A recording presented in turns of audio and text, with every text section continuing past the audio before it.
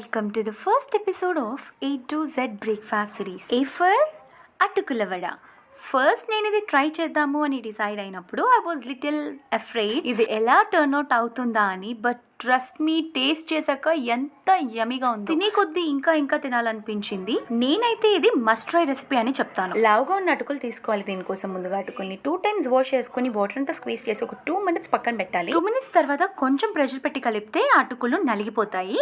అలా మీరు ముందే అటుకుల్ని స్మాష్ చేసి అన్నా తీసుకోవచ్చు, లేదు అంటే అన్ని వేసాకన్నా కలుపుకోవచ్చు నాకులాగా. ఇప్పుడు ఇందులోకి బైండింగ్ కోసం ఇద్దరు శనగపిండి కానీ బీప్ పిండి కానీ యాడ్ చేసుకుని శనగ కట్ చేసుకున్న ఉల్లిపాయలు, జీలకర్ర, పచ్చిమిర్చి, కరివేపాకు, కొత్తిమీర యాడ్ చేసుకుని లైట్గా పెరుగు కూడా యాడ్ చేసి అంతా మిక్స్ చేసుకోవాలి. గట్టిగా ఉంది అనిపిస్తే కొంచెం వాటర్ యాడ్ చేసుకోవచ్చు. అండ్ గారెలు రాని వాళ్ళకు కూడా ఇవి గారెలాగా చేయడానికి చాలా ఈజీగా ఉంటుంది. ట్రై చేసి ఎలా వచ్చిందో కామెంట్ సెక్షన్లో చెప్పడం మర్చిపోకండి.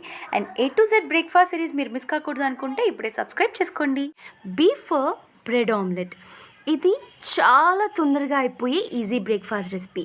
దీనికోసం ముందుగా ఉల్లిపాయ, పచ్చిమిర్చి, కరివేపాకు, కొత్తిమీర, ఉప్పు, మిరియాల పొడి, జీలకర్ర పొడి వేసుకుని 2 eggsని ఇందులో వేసుకుని బాగా బీట్ చేసుకోవాలి. బాగా నురుగొచ్చేంత వరకు బీట్ చేసుకుని ప్రీహీట్ చేసుకున్న ప్యాన్ పైన గీ ఆర్ ఆయిల్ యాడ్ చేసి దీన్ని ప్యాన్ మొత్తం స్ప్రెడ్ చేసుకోవాలి.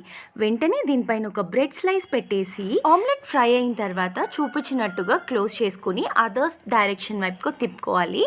ఇటు కూడా వేగిన తర్వాత సర్వ్ చేసుకోవడమే.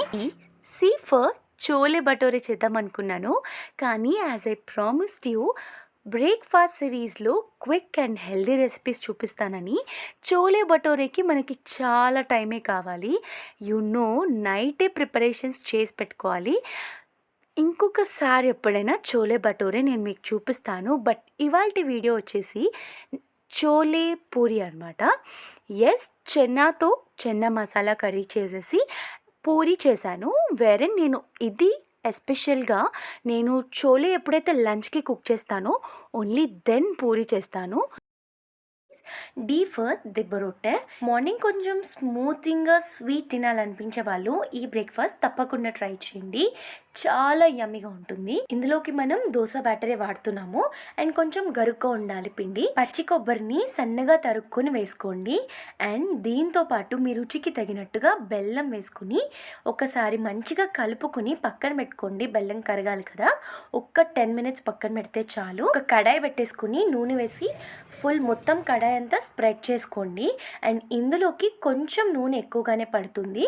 అండ్ మనం ముందుగా కలిపెట్టుకున్న బ్యాటర్ని వేసేసి మూత పెట్టి సిమ్లో పెట్టుకుని ఎర్రగా కాల్చుకోండి. దాని తర్వాత రెండో వైపు కూడా తిప్పుకుని చక్కగా ఎర్రగా కాల్చుకోండి. అంతే, దిబ్బ రొట్టె అయితే రెడీ. అవును, ఇంతకీ మీరు ఎప్పుడన్నా దిబ్బ రొట్టె టేస్ట్ చేశారా? ఈ ఫర్ ఏం చేయమంటారు? కామెంట్ చేసేయండి.